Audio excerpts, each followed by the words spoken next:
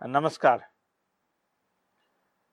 मित्रों, आज की हमारी बातचीत का विषय है भारतीय साहित्य पर बाबा साहब डॉक्टर अंबेडकर का प्रभाव। जिन लोगों ने आधुनिक काल में भारतीय साहित्य को प्रभावित किया है, उन पर असर डाला है, गहरा असर डाला है, उनमें से एक बाबा साहब डॉक्टर भीमराव अंबेडकर है। दो और ऐसे व्यक्तित्व हैं जिनका बड़ा गहरा असर पड़ा है। एक तो गांधी जी हैं और दूसरे कार्ल मार्क्स हैं। इन तीनों के विचारों में, इन तीनों के दर्शन में एक सूत्रता भी है और लक्ष्य में तो है ही। तीनों ही समता मूलक, शोषण विहीन समाज की कामना करते हैं। एक ऐसे समाज का यूटोपिया रचते हैं जो प्रेमपूर्ण हो, न्यायपूर्ण हो, समत्व पर आधारित हो। इनमें सबसे जिस जिस जिस व्यक्ति का सबसे ज़्यादा असर हुआ वो दलित जातियों में, खास तौर से वो जातियां जो अपने अधिकारों के लिए संघर्ष कर रही थी, जो नया समाज चाहती थी, वो तो डॉक्टर अंबेडकर ही थे। हम पहले हिस्से में अंबेडकर के जीवन और उनके कार्य पर नज़र डालेंगे, जिससे उन असरात का रेखांकन, उनको पहचानना आसान हो सके जो भारतीय साहित्य पर पड़े हैं। भारतीय साहित्य जब कहते हैं तो उसका आशय होता है कि जो भारत की तमाम भाषाएं हैं जिनमें साहित्य लिखा जाता है, हिंदी, मराठी, तमिल, तेलुगु, बांग्ला, असमिया, उड़िया, ये सारी भाषाएं, संस्कृत भी, उर्दू, इन सारी भाषाओं को जो विचार, जो दर्शन प्रभावित करता है, उसे हम अखिल भारतीय व्यक्तित्व, अखिल भारतीय दर्शन, अखिल भारतीय विचार के तौर पर पहचानते हैं। तो बाबा साहब का जन्म महू में हुआ था 14 अप्रैल 1891 में, और उनकी मृत्यु, उनका परिनिर्वाण 6 दिसंबर 1956 में दिल्ली में हुआ। अपने संघर्षों के बल पर और जो उनके शुभेच्छु थे, जो उनके शुभचिंतक थे, उनकी सहायता से बाबा साहब ने ज्ञान के उच्चतम उपाधियां हासिल की। उस समय जो भी उच्चतम था वो वहां तक पहुंचे बाबा साहब, और कई क्षेत्रों में उनकी कीर्ति हुई, वो स्थापित हुए, वो पहचाने गए, माने गए। वो नृतत्व शास्त्री थे, एंथ्रोपोलॉजिस्ट थे, उससे पहले वो अर्थशास्त्री थे, वो जूरिस्ट भी थे, कानूनविद भी थे। उन्होंने पॉलिटिकल साइंस में भी, वो पॉलिटिक्स में भी उनकी उपाधि थी, उनकी डिग्री थी। राजनीतिज्ञ थे, सैद्धांतिक स्तर पर भी और व्यावहारिक स्तर पर तो थे ही, और सबसे बढ़कर के वो क्रांतदर्शी थे, समाज परिवर्तक थे, समाज सुधारक उस अर्थ में नहीं है थे वो, वो जैसा समाज है उसी में से थोड़ा बहुत बदलाव करके संतोष कर लिया जाए, वैसे नहीं थे। वो क्रांतिदर्शी थे, व्यवस्था में बदलाव चाहते थे, आमूल बदलाव चाहते थे, पूरा बदलाव चाहते थे। जो भारत में दलित बुद्धिस्ट आंदोलन शुरू हुआ वो उनकी देन है, और वो सिर्फ भारत का ही नहीं रहा, उसने बाहर भी बहुत असर डाला। समतावादी आंदोलन, उन्होंने कहा था कि मैं जिस धर्म में पैदा हुआ हूँ, अगर वो धर्म मुझे बराबरी का अधिकार नहीं दे रहा है तो मुझे उसको छोड़ने का अधिकार है, और उन्होंने ये काम किया। जीवन के उत्तरार्ध में उन्होंने बौद्ध धर्म स्वीकार किया, धम्म दीक्षा ली, और उनके साथ उनके लाखों अनुयायियों ने ली। क्यों ली ये स्पष्ट है। जो बौद्ध धर्म में समता है, समानता है, अहिंसा है, करुणा है, फ्रेटर्निटी का भाव है, भाईचारे का भाव है, वो मूल्य उनको प्रिय थे, और इसलिए वो उस तरफ गए। उन्होंने बदला भी। बाबा साहब का जो बुद्धिज्म है, वो जो पारंपरिक बुद्धिज्म जिसके रूप में हम जानते आए हैं, जो 7वीं 8वीं में आकर के तंत्र में बदल गया था, तांत्रिक मत के अनुरूप चला गया था, वो वाला नहीं है। उससे पहले जो महायान या हीनयान के रूप में वो नहीं है। यहाँ तक कि जो 8वीं 9वीं शताब्दी में तमाम उलझनों से बचाते हुए, तमाम विचित्रताओं से बचाते हुए, सरहपा जैसे आचार्य, सरहपा जो नालंदा में राहुल भद्र के नाम से दर्शन के आचार्य थे, बौद्ध मतानुयायी थे, तो उन्होंने उसको सहजयान नाम दिया था। तो सहजयान भी उनके यहाँ नहीं है, बाबा साहब के यहाँ। बाबा साहब ने उसको नए रंग में ढाला, नए युग के अनुरूप बनाया, और उनका ये नवयान है, नवयुग के अनुरूप नवयान, जहाँ पर संघ की नहीं व्यक्ति की प्रतिष्ठा है। बाबा साहब की जो पॉलिटिकल आइडियोलॉजी है, उसमें व्यक्ति महत्वपूर्ण है। हर व्यक्ति को मुक्त होना है, हर व्यक्ति को स्वतंत्र होना है। ये उनका विचार है, उनका लक्ष्य भी है। तो इसलिए उनके यहाँ वो नवयान है। भारत के पहले कानून मंत्री थे, न्याय और कानून मंत्री थे। 15 अगस्त 1947 से लेकर के और 6 अक्टूबर 1951 तक हो रहे नेहरू जी के मंत्रिमंडल में। और उन्होंने बाद में हिंदू कोड बिल को लेकर के इस्तीफा दिया। हिंदू कोड बिल जिसमें महिलाओं की मुक्ति की चिंता थी, किसी जाति विशेष की महिला नहीं, सबकी सभी भारतीय महिलाओं की मुक्ति की चिंता उसमें थी। और वो चाहते थे कि ये बिल पास हो जाए तो बराबरी की तरफ हमारा कदम निर्णायक रूप से बढ़े, लेकिन वैसा हुआ नहीं। और उस धक्के ने उनको बहुत तकलीफ पहुंचाई। उन्होंने कहा कि मैं फिर इस पद पर नहीं रहूंगा।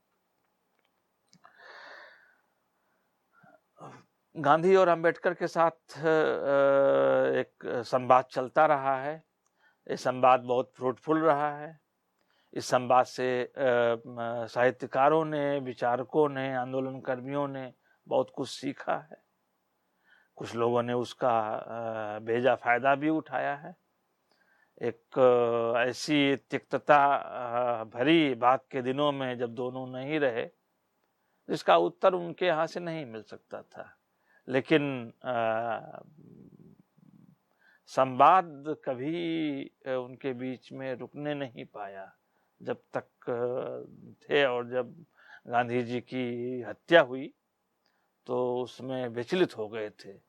बहुत बहुत बहुत बहुत मतलब क्या कहे कि बहुत गहरा दुख पहुंचा था। उनकी उनकी उनकी उनकी अंतःचेतना पर बहुत गहरा दुख पहुंचा था बाबा साहब की। तो वो आप जानते हैं कि महाड़ सत्याग्रह में महाड़ की सफलता के बाद जो अधिवेशन हुआ उसमें बाबा साहब ने सिर्फ एक चित्र लगाने की अनुमति दी थी अपने अनुयायियों को, अपने सहयोगियों को, और वो गांधी जी का चित्र था। और जहाँ पर मौका लगा, जहाँ पर अवसर आया, जहाँ पर ज़रूरत महसूस की, वहाँ पर फटकारा भी।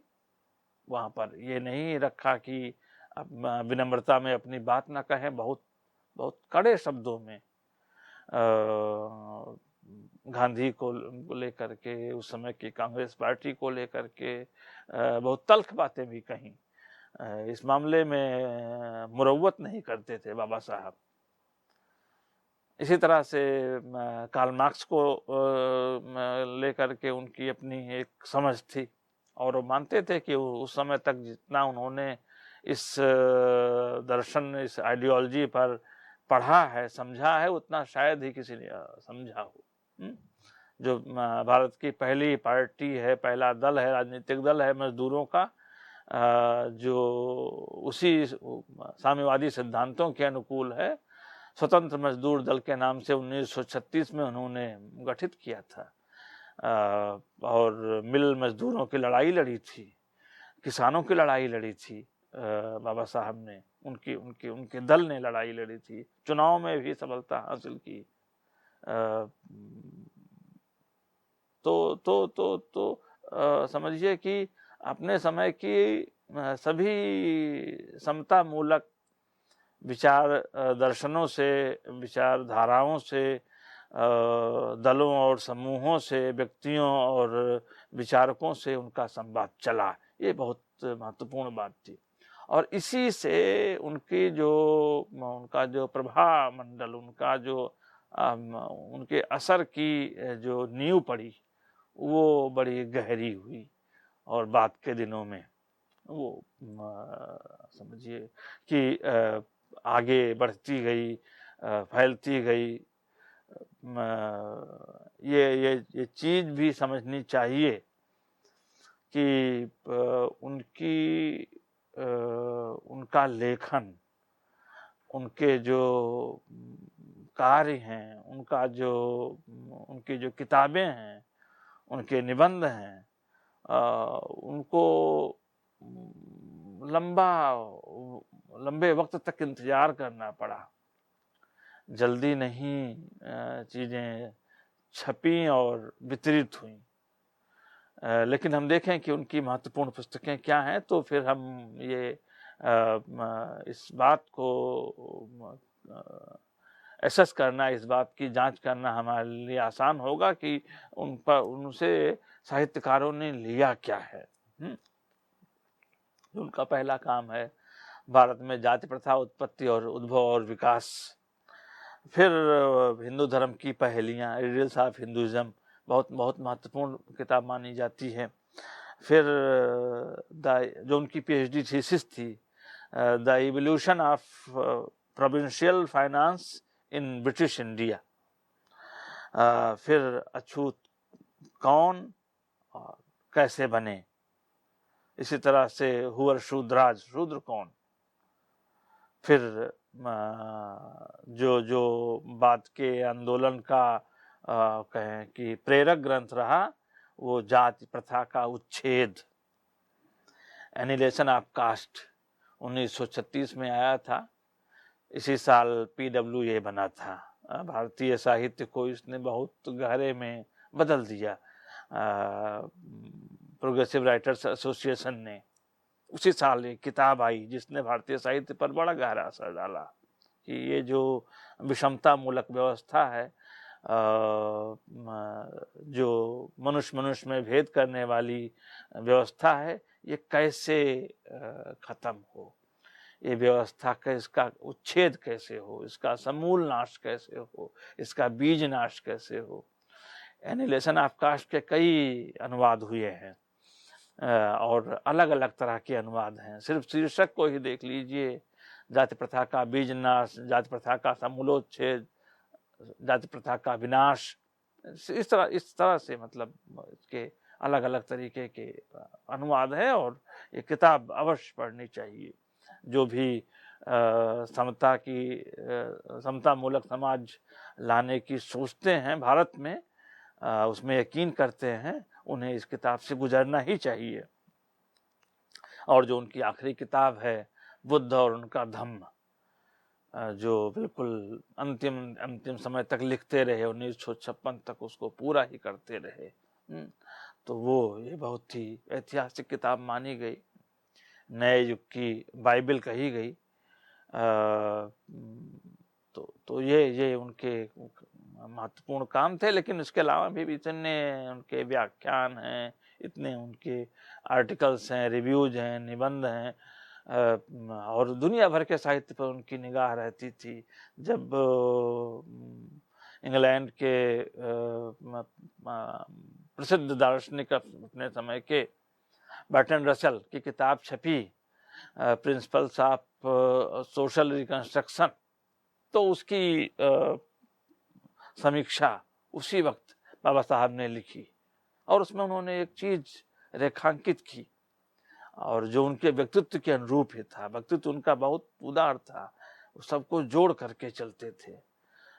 चाहे वो स्वतंत्र मजदूर दल का आप देख लें, उसके पदाधिकारियों के नाम देख लें, उनका बैकग्राउंड देख लें, या शेड्यूल्ड कास्ट फेडरेशन देख लें, या बात के दिनों में जितना भी वो आंदोलन करते गए, वो उन्होंने इस बात का ध्यान रखा कि सभी सामाजिक पृष्ठभूमि के लोग शामिल हों। और उन्होंने रसल की किताब की समीक्षा करते हुए इस बात पर जोर दिया कि सामाजिक पुनर्निर्माण सभी वर्गों की भागीदारी के बगैर संभव नहीं है। ये एक चीज थी, और जो उनका असर रहा समूचे भारतीय साहित्य पर, उसमें सिर्फ मतलब जिसको हम दलित समाज कहते हैं वहां तक नहीं है, सब पर है। प्रेमचंद ने अपने पत्रिका अंश का मुखपृष्ठ उनको समर्पित किया, उनको वो मुखपृष्ठ पर उन्हें छापा। राहुल सांकृत्यायन तो थे ही उनके मुरीद। सभी भारतीय भाषाओं में उस समय के जो लेखक थे, बाद के जो लेखक थे, उन सब ने, किसी ने उल्लेख किया, किसी ने उल्लेख नहीं किया, लेकिन उनका प्रभाव हर जगह पहुंचा, हर जगह फैला। तो ये जो बाबा साहब के प्रभाव का दायरा है, वो तमाम, चाहे वो कहें कि जल संरक्षण का मामला हो, चाहे वो बैंकों का या रुपए का की समस्या का मामला हो, चाहे वह न्याय और विधि का मामला हो, चाहे वह साहित्य का इलाका हो, हर जगह पर उनकी एक छाप है। उनके समय से जो छाप पड़नी शुरू हुई, बाद के दिनों में वो गहरी होती गई। ये बात कह देना जरूरी है कि जो समता मूलक समाज नहीं चाहते थे, जो व्यवस्था उस विषमता में रहना चाहती थी, बने रहना चाहती थी, उसने भरसक कोशिश की कि बाबा साहब के विचार फैले नहीं। उनकी किताबें, उनका लेखन स्कूली शिक्षा का, विश्वविद्यालयी शिक्षा का, लाइब्रेरियों का, वाचनालय का हिस्सा नहीं बना, लंबे समय तक नहीं बना। महाराष्ट्र, जहाँ पर वो जो उनका कार्य क्षेत्र था, उसकी बात छोड़ दिया जाए, जो उनके निकट काम करने वाले लोग थे, उनकी बात छोड़ दी जाए, तो सामान्य तौर पर ये किताबें पहुंचने नहीं दी गई। उनका लेखन, उनके विचार नहीं पहुंचने दिए गए। ये बहुत बाद में आकर के, जब आंदोलन मजबूत होता है, दलित आंदोलन मजबूत होता है, तो संभावना बनती है, तब कार्य होता है, और डॉक्टर अम्बेडकर की किताबें, उनके विचार, उनके लेखन, उनका व्यक्तित्व, उनका जीवन वो तब जनता के समक्ष पहुंचने लगता है। ये जो बात है ये तकलीफ के साथ, और यही स्थिति महात्मा फुले के साथ भी रही कि उनका भी जो समग्र कार्य है, ना तो उसका अनुवाद तुरंत हो पाया, ना उसको एक व्यवस्थित सुचिंतित तरीके से फैलाया गया, पहुंचाया गया। ये जो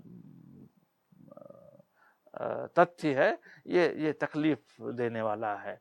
लेकिन जिसमें अग्नि है, जिसमें वो आँच है, वो कब तक उसको रोका जा सकता है।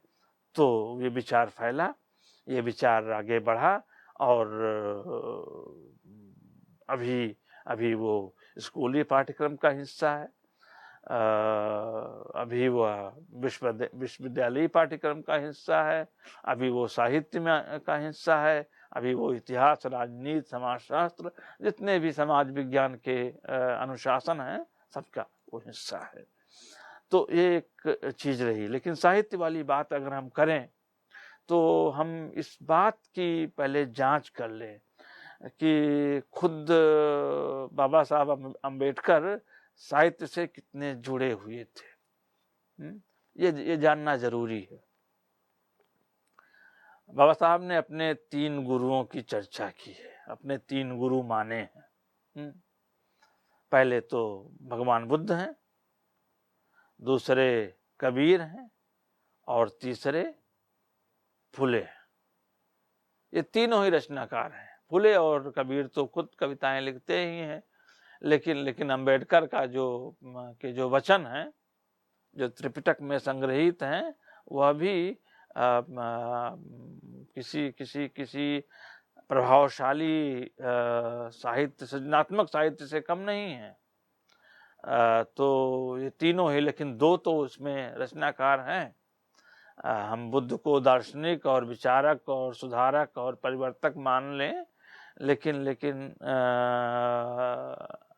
कबीर और महात्मा फुले, ये दोनों तो लेखक थे, सचमुच के मतलब शब्द के सच्चे अर्थों में ये रचनाकार थे, कवि थे। तो इनका इस तरह से रहा है जुड़ाव। परिवार तो कबीरपंथी था, डॉक्टर अम्बेडकर का परिवार कबीरपंथी था, और होश संभालने के साथ इनके पिता जो है कबीर के भजन, कबीर के पद, साखी सबद और रमैनी गाया करते थे, और उस गायन में अपने बच्चों को शामिल किया करते थे। बाबा साहब भी उसमें शामिल होते थे। बालक के रूप में उनके जो संस्कार बन रहे थे, उसमें साहित्य घुला मिला था।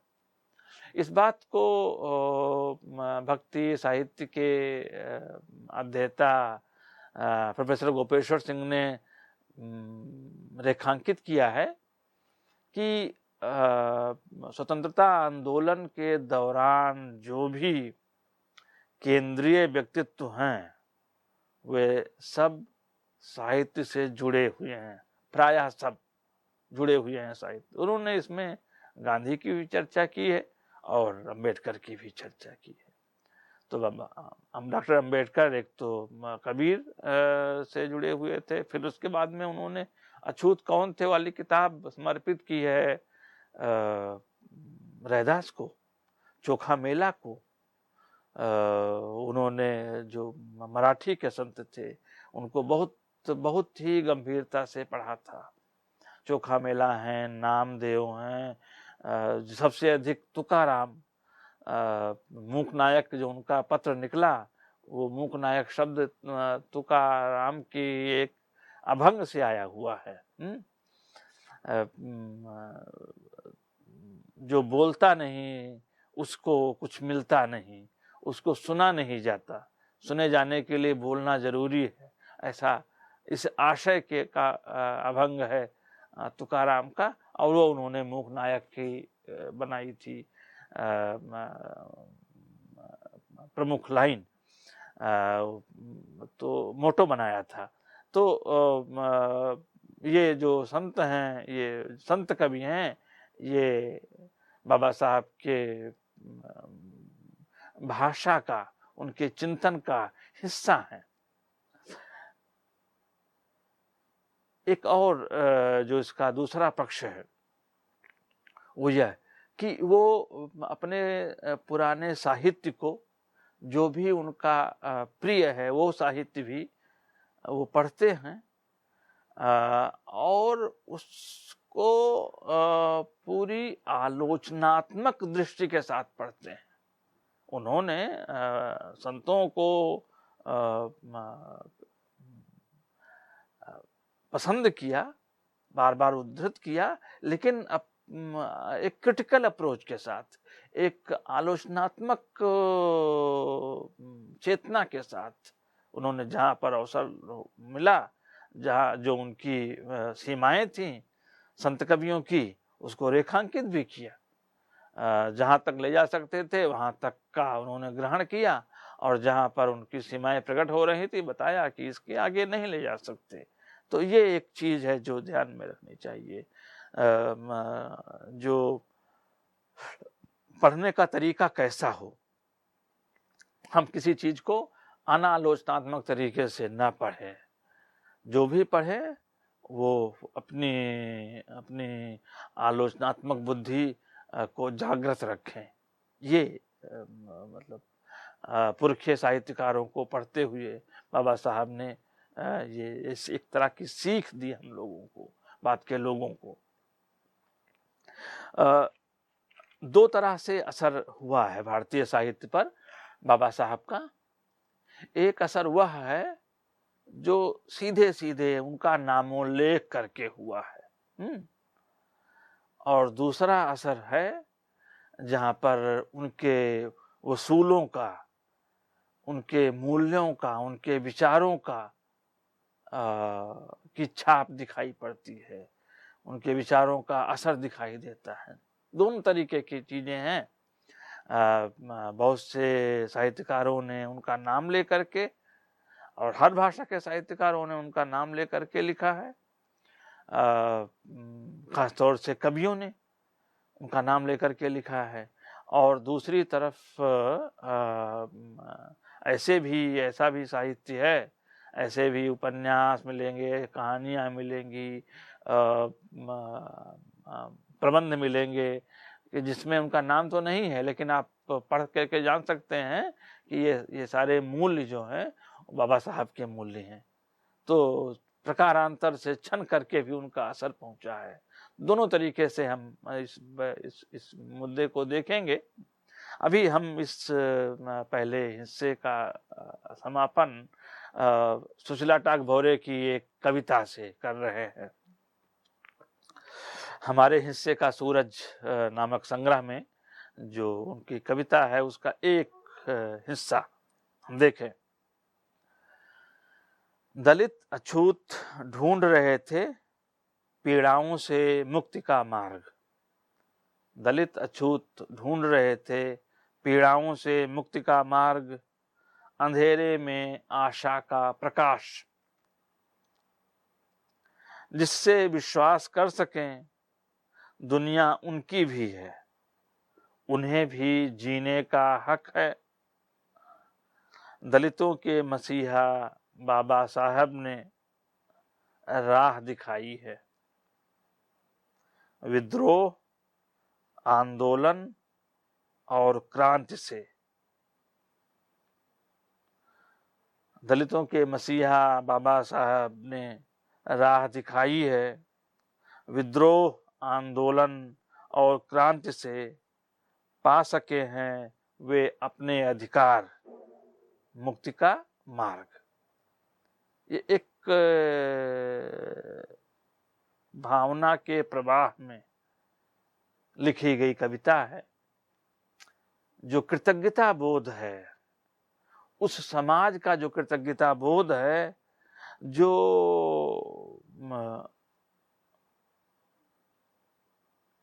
बाबा साहब के विचारों से रोशनी पाता है, अपने को बदलता है, अपने को खड़ा करता है, अपने को संघर्ष के रास्ते पर ले जाता है।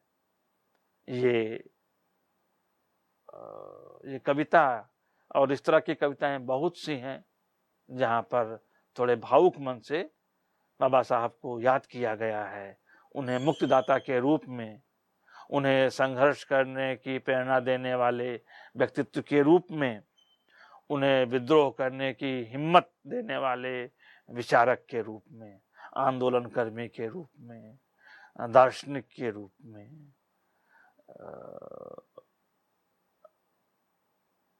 इस तरह का साहित्य, इस तरह की कविताएं, इस तरह की कहानियां आपको मिलेंगी। खासतौर से कविताएं मिलेंगी जहाँ पर उनको बहुत आदर के साथ और थोड़े भावुक तरीके से याद किया गया है।